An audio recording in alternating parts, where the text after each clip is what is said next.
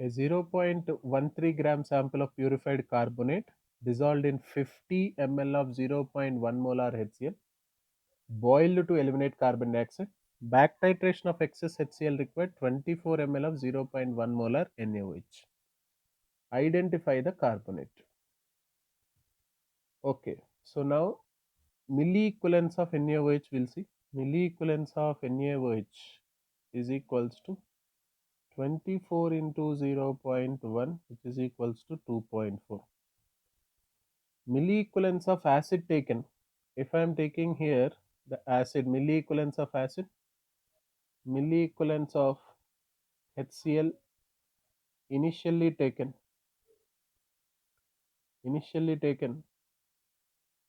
in excess, that is equals to 0.1 into 50, which is equals to 5 milliequivalents.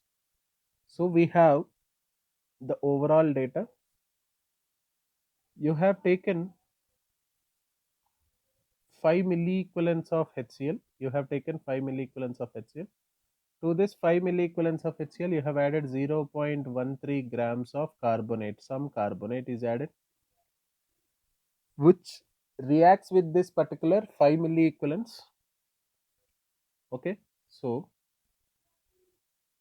the leftover, that means after this particular one, you will be left over with unreacted HCl in excess, which is titrated with completely neutralized, by 2.4 milliequivalents of base NaOH. What is the base? NaOH.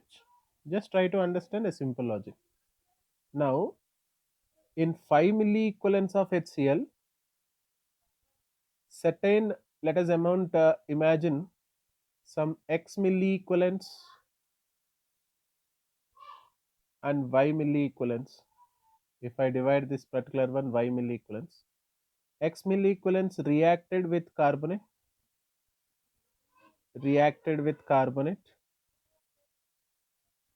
and Y milliequivalents is left unreacted. Now this will be your Y milliequivalents of HCl left, which is neutralized by 2.4 milliequivalents of base. So according to neutralization concept, milliequivalence of acid is equals to milliequivalence of base. So that clearly indicates this Y value will be equals to 2.4 milliequivalents. Now if it is 2.4 milliequivalents plus X, this is equals to 5. Your X is equals to 2.6 milliequivalents, which is equals to milliequivalents of carbonate. From this I can say equivalence of carbonate, which is equals to weight by equivalent weight, equals to 2.6 into 10 power minus.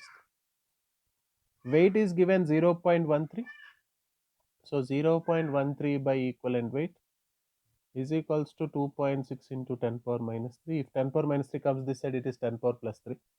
So I can write this particular one as equivalent weight is equals to 100 by 2. It will be coming as 100 by 2, which is equals to 50. So the carbonate, equivalent weight of carbonate is 50. We know the valency factor of carbonate. Is equals to 2. If valency factor of carbonate is equals to 2, then molecular weight is equals to equivalent weight into 2, which is equals to 100. So in the options, which one has the 100 molecular weight? If you see, CaCO3 is the only compound which is having 100 molecular weight. So that is our answer.